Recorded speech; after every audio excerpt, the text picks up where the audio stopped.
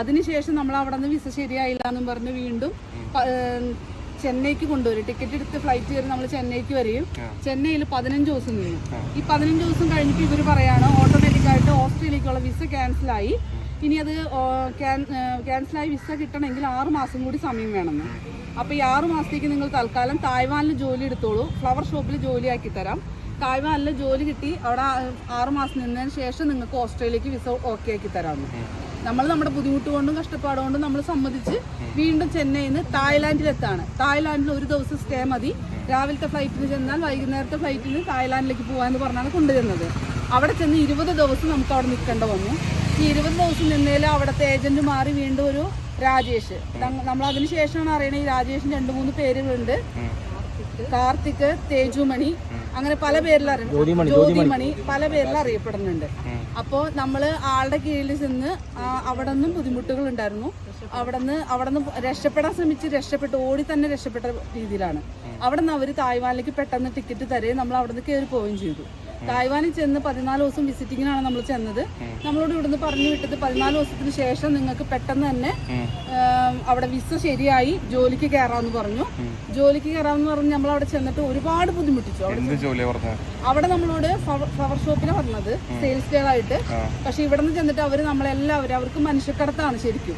ഇവിടെ നിന്ന് എല്ലാവരും കുണ്ട് ചെല്ലുന്ന സ്ഥലം ഒരു പാടത്തേക്കാണ്, കൃഷി ചെയ്യാനാണ്. അതൊരു ഇന്തോനേഷ്യക്കാരുടെ കീഴിലേക്ക് ഇട്ട് കൊടുക്കുകയാണ്. അവരുടെ കയ്യിൽ നിന്ന് പൈസ മേടിച്ചിട്ട് എല്ലാവരും അവിടെ ഡംപ് ചെയ്യവര്. അത് അവിടെ ചെന്നതിന് ശേഷം നമ്മൾ കുറെ നാളുകൾക്ക് ശേഷമാണ് ചിലർ അറിയുന്നത് ഇങ്ങനെയാണെന്നും. നമ്മളൊക്കെ അന്നേ തന്നെ പറ്റില്ല എന്ന് പറഞ്ഞ് തിരിച്ചു പോന്നു. നമുക്ക് താമസിക്കാൻ തന്നത് കണ്ടെയ്നർ ബോക്സിന്റെ ഉള്ളിൽ. അതായത് നിങ്ങൾക്ക് വാഗ്ദാനം ചെയ്ത പോലെ ജോലി കിട്ടിയില്ല, നിങ്ങളെ പണം നഷ്ടപ്പെട്ടു. എത്ര പണം നിങ്ങൾക്ക് കിട്ടാനുള്ളത്? ഇനി 7 ലക്ഷം രൂപ കിട്ടാനുണ്ട്. ചേച്ചിക്ക് വന്നേ. ചേച്ചി എവിടെയാ, സ്ഥലം എവിടെയാ? തിരുവനന്തപുരം. ചേച്ചിക്ക് എത്ര രൂപ? ചേച്ചി ഒന്നെങ്കിൽ ചേച്ചിയുടെ മോനാണ്. ചേച്ചിയുടെ മോന്റെ കയ്യിൽ നിന്നാണ് വാങ്ങിച്ചിരിക്കുന്നത്. ഇങ്ങോട്ട് എത്ര രൂപ നഷ്ടപ്പെട്ടു? 4,70,000. കല്യാണം തീർന്നു 1 മാസത്തിനകം വെച്ച് ഒരു മറ്റേ ഇത് വഴിയായിട്ട് ഇൻസ്റ്റാഗ്രാം വഴിയായിട്ട് കണ്ടിട്ട് വാഗ്ദാനം ചെയ്തതാണ്. മോനെ കൊണ്ടുപോകുമെന്ന് പറഞ്ഞിട്ട് കൊണ്ടുപോയി അവസാനം കാര്യങ്ങൾ പറഞ്ഞു കൊടുക്കും. അവിടെ കിടന്നു സ്വർണ്ണങ്ങൾ പണയം വെച്ചിട്ടാണ് നമ്മളിങ്ങനെ പൈസ കൊടുത്തു പോകാൻ വേണ്ടിയിട്ട്. എന്നെ ഫസ്റ്റ് തായ്വാനിൽ വിടുമെന്ന് പറഞ്ഞു. പേപ്പർ റെഡി ആവാതെ ഫസ്റ്റ് തന്നത് വിസിറ്റിംഗ് വിസയാണ്. മനസ്സിലാക്കിയിട്ട് ഞാൻ പറഞ്ഞു ഒറിജിനൽ വിസ കിട്ടിയിട്ട് ഞാൻ പോകണമെന്നുള്ളത്. ഫസ്റ്റ് 1 ലക്ഷം രൂപ കൊടുത്തിട്ടുണ്ടായിരുന്നു. അതിനുശേഷം മക്കാവൂർ വിടാന്ന് പറഞ്ഞിട്ട് പൈസ കിട്ടിയാൽ ഒരു വിസ സ്റ്റാമ്പ് ചെയ്ത് തരുമെന്ന് പറഞ്ഞിട്ട് പാസ്പോർട്ട് ഇഷ്യൂ അടിച്ചു. കുറേ നാളായിട്ട് 1 മാസത്തോളായിട്ടും വിസ സ്റ്റാമ്പ് ചെയ്ത് കിട്ടിയില്ലായിരുന്നു. എന്നിട്ട് പറഞ്ഞു വിടാൻ വിസിറ്റിംഗ് ഇവിടെ അവിടെ പോയിട്ട് എൻ്റെ കൂടെ വേറെ ആൾക്കാരുണ്ട് എന്നൊക്കെ പറഞ്ഞ് അവരെ വെച്ച് വിളിപ്പിച്ച് എന്നിട്ട് ഞാൻ പിന്നെ പൈസ അയച്ചു കൊടുക്കുകയാണ് ചെയ്തത്. അവിടെ പോയിട്ടാണ് അറിയുന്നത് വിസിറ്റിംഗ് വിസ 3 ദിവസത്തെ പാസ് ചെയ്തുള്ളൂ. അവിടെ ജോലിയില്ല, ഒന്നുമില്ല. അവിടെ പോയിട്ട് അവിടെ ഞങ്ങൾ എടുക്കാൻ ആളില്ലായിരുന്നു, ഒന്നിനും ആളില്ലായിരുന്നു. അവിടെ പെട്ടി അടക്കം തിരിച്ചു 3 ദിവസം കഴിഞ്ഞ് എത്ര പൈസ തിരിച്ചു? 4,70,000 രൂപ കിട്ടാണ്. ഇതൊക്കെ ഈ പറയപ്പെടുന്ന സഫ്ന എന്ന് പറയുന്ന ആള് ആത്രോ പോയത്. നിങ്ങൾ എന്ത് ജോലിയാണ് പറഞ്ഞിരുന്നത്? എന്നോട് വേറെ സൈൻ പറഞ്ഞത്. അപ്പോൾ പോയി ഇവിടെ മക്കാവ് പോയി. മക്കാവ് പോയിട്ട് ഞങ്ങൾ 3 പേരുണ്ടായിരുന്നു. ഈ മക്കാവ് എന്ന് പറയുന്നത് ചൈന.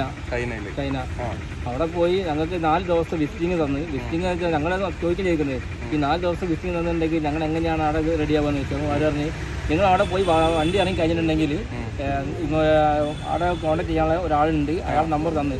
പക്ഷെ ഞങ്ങൾ അവിടെ ഇറങ്ങി കഴിഞ്ഞ ശേഷം അയാൾ വിളിച്ചിട്ട് ഫോൺ വരെ എടുക്കുന്നില്ല. പിന്നെ എടുത്ത് ഒരു വൈകുന്നേരം എടുത്തരം പറഞ്ഞ് ഞങ്ങൾ രാവിലെ വരാം.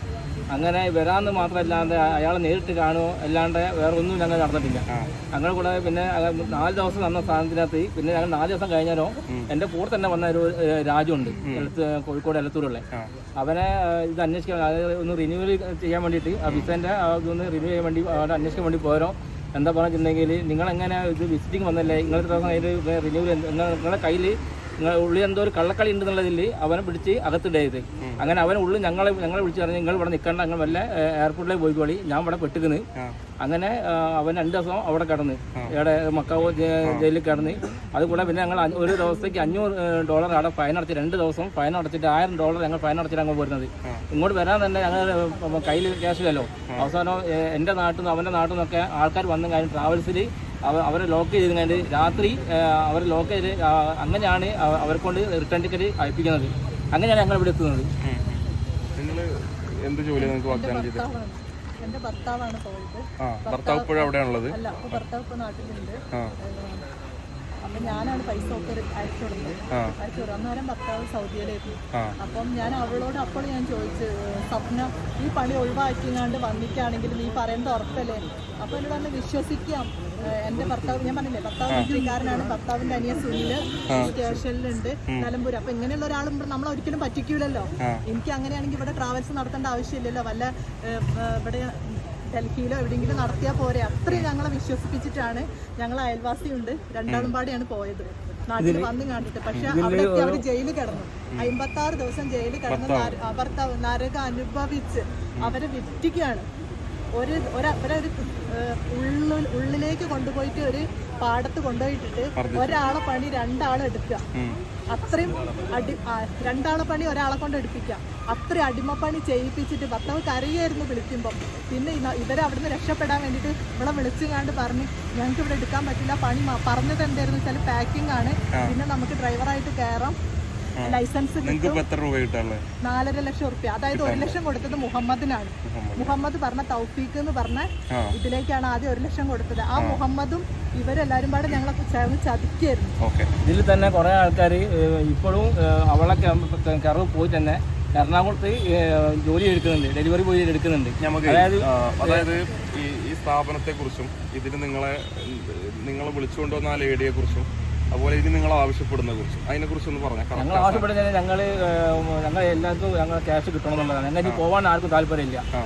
എന്ത് വിശ്വസത്തിൽ ഞങ്ങളെ ആ വഴിക്ക് ഇനി പോവുക. ഞങ്ങൾക്ക് എത്രയും പെട്ടെന്ന് ഞങ്ങളെ ക്യാഷ് കിട്ടി കഴിഞ്ഞാൽ ഞങ്ങളിപ്പോൾ ഞങ്ങൾ 2.5 കൊല്ലം ഞങ്ങൾ പോയത്. ഈ 2.5 കൊല്ലം കൊണ്ട് ഞങ്ങൾ ഈ കൊടുത്ത ക്യാഷ് ഞങ്ങൾ ബാങ്കിൽ ഇട്ടിട്ട് ഞങ്ങൾ എത്ര പൈസ ഞങ്ങൾക്ക് ഇൻട്രസ്റ്റ് കിട്ടിയിട്ടുണ്ടാവും. അത് ആര് തരും?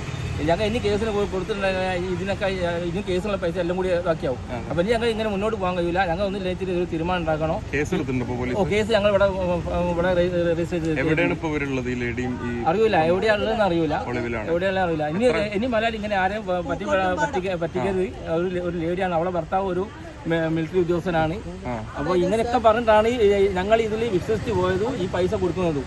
തല കുത്തി നിന്നാലും ശരി നിലമ്പൂർ സ്റ്റേഷനിൽ അവര് അങ്ങനെ FIR ഇടില്ല എന്ന് പറഞ്ഞ വോയിസ് വരെ എൻ്റെ അടുത്തുണ്ട്. കാരണം അവർക്ക് ഒരുവിധം പോലീസുകാരൊക്കെ പിടിപാടുണ്ട്. അവിടെ ഓച്ചിറ സ്റ്റേഷനിലെ പോലീസുകാരന് കേസ് അന്വേഷിച്ചാക്കിന് 25,000 കൊടുത്തു എന്നും അവളൊക്കെ വിളിച്ചു പറയാം എല്ലാരോടും. അവള് എവിടെയാണെന്ന് ചിലവര് പറയുന്നത് മഞ്ചേരി ലോഡ്ജിൽ ഉണ്ടാവും, അങ്ങനെയൊക്കെ പറയുന്നുണ്ട് അവള്. പക്ഷെ പോലീസുകാർ അവളെ പിടിക്കുന്നില്ല. കാരണം അവളെ കയ്യിൽ എല്ലാവരും ഉണ്ട്. കേസ് എടുക്കാൻ വരെ ആരും കൂട്ടാക്കുന്നില്ല. ഇപ്പൊ എല്ലാവരും ഷാജിക്ക പോയി വന്നതാണ്. ഒരുപാട് നരകയാത, അത് എംബസിയാണ് അവർ ഇറക്കിയത്. എല്ലാവരും ഡൽഹിയിൽ ഈ ഒരു ജ്യോതിമണി എന്ന് പറഞ്ഞൊരു ചങ്ങായി ഇവളും പാടെയാണ് ഇതിനൊക്കെ കൂടെ ഭർത്താവും ഉണ്ട്. ഇപ്പൊ ഭർത്താവ് ആരോ കിഡ്നാപ്പ് ചെയ്ത് തന്നിട്ടൊരു ഇവിടെ ചെർപ്പളശ്ശേരിയിൽ ഒരു കേസ് കൊടുത്തിട്ടുണ്ട്. പക്ഷെ പോലീസുകാരൊന്നും അത് കേസ് എടുക്കൂല. ഇപ്പൊ ഒരു FIR ഓൾറെഡി നിലമ്പൂർ വന്ന് കിടന്നിട്ട് പോലീസുകാർ അത് കൈപ്പറ്റിയില്ല എന്നാണ് ഇപ്പൊ ഒരു ഷാജിക്കന്റെ ഭാര്യ ജാസ്മി ഇപ്പൊ ഞങ്ങളെ വിളിച്ച് പറഞ്ഞത്. എറണാകുളമാണ് സ്ഥലം. ഞാൻ എനിക്ക് വേണ്ടിയിട്ടല്ലായിരുന്നു, വൈഫിന് വേണ്ടിയിട്ടായിരുന്നു. കൊടുത്തിട്ട് ഒരു 6 മാസമായി. ജപ്പാനിലേക്കെന്ന് പറഞ്ഞാൽ കൊടുത്തതാണ്. കൊടുത്തു കഴിഞ്ഞാൽ അത് 2 മാസം കഴിഞ്ഞപ്പോൾ അത് ശരിയാവില്ല എന്ന് പറഞ്ഞു. പിന്നെ നമ്മൾ മാറ്റി ഹോങ്കോങ്ങിലേക്ക് വിടാമെന്ന് പറഞ്ഞു. അങ്ങനെ 3,80,000 രൂപ വേണമെന്ന് പറഞ്ഞിട്ട് അത് നമ്മൾ കൊടുത്തിട്ടുണ്ട്. ഇത് കഴിഞ്ഞ് ഹോങ്കോങ് റെഡി ആകുമ്പോൾ നമുക്ക് ടിക്കറ്റൊക്കെ ഇട്ട് തന്ന് നമ്മൾ ഡൽഹി വരെ പോയതാണ്. ഡൽഹിയിൽ ഒരാഴ്ച. നിങ്ങൾക്ക് ഈ വേറെ എറണാകുളം തിരുവനന്തപുരം എങ്ങനെയാണ് ഈ മലപ്പുറത്തുള്ള ഈ കമ്പനി എങ്ങനെ പരിചയപ്പെടുന്നത്? നമുക്കിപ്പോൾ അത് ചെർപ്പളശ്ശേരിയിൽ വന്ന് അങ്ങനെ ആയിട്ടുള്ള ചെർപ്പളശ്ശേരി ആര് വഴി? ഇവര് നമ്മളടുത്ത് പാലക്കാട് ചെർപ്പളശ്ശേരിയിൽ വരാൻ പറഞ്ഞിട്ടുണ്ട്. അല്ല, ഇവരെ ആദ്യം കോണ്ടാക്ട് ചെയ്യുന്നത് എങ്ങനെയാ ഈ കമ്പനിന്റെ ആളുകളെ? ഈ ഷഫ്ന എന്ന് പറയുന്ന ആളുകളൊക്കെ എങ്ങനെയാ? നമുക്ക് ഷെഫീഖെന്ന ആളായിട്ടാണ് നമുക്കറിയാം. ഷെഫീഖ് എവിടെയുള്ള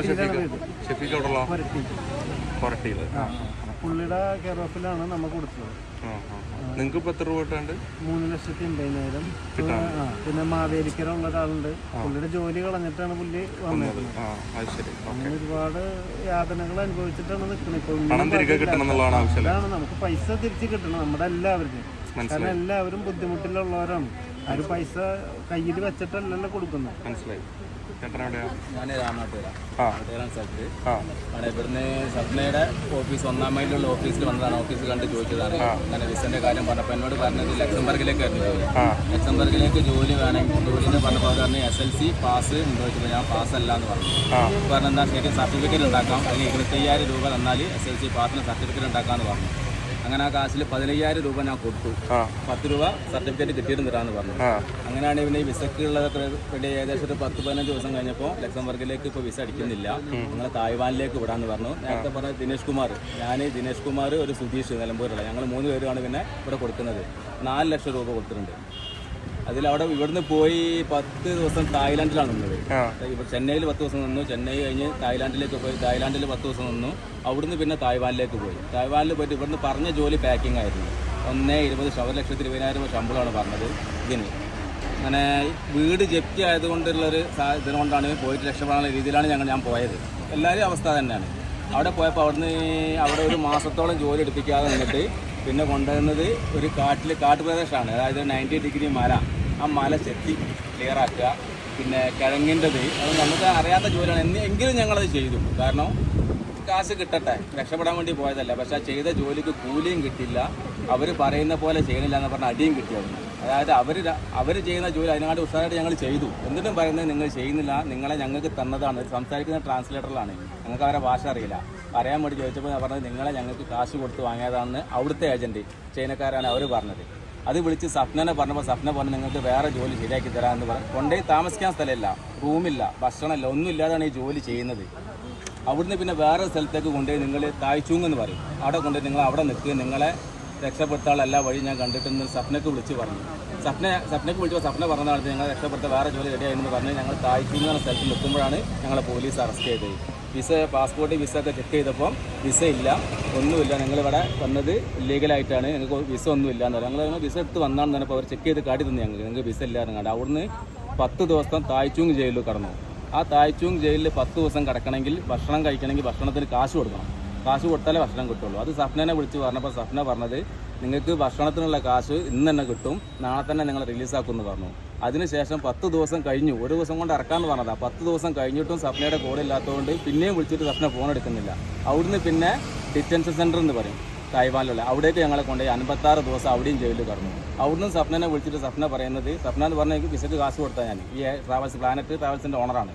അവർ പറഞ്ഞു ഇന്ന് ഇറക്കും നാളെ ഇറക്കും എന്ന് പറഞ്ഞിട്ട് സപ്ന അതിന് ഒരു കൈ കൊടുത്തിട്ടില്ല ഞങ്ങളെ രക്ഷപ്പെടുത്താൻ. അവിടുന്ന് തായ്വാൻ ഗവൺമെൻറ്റിൻ്റെ കീഴിലാണ് പിന്നെ ഞങ്ങൾ അവിടുന്ന് ഇറങ്ങിയത്. എത്ര ദിവസം അവിടെ പെട്ടു? അവിടെ 2 മാസം 56 ദിവസം ജയിലിൽ കയറും. നിങ്ങൾക്ക് ഇനി എത്ര രൂപ തിരിച്ചു? 4 ലക്ഷം രൂപ.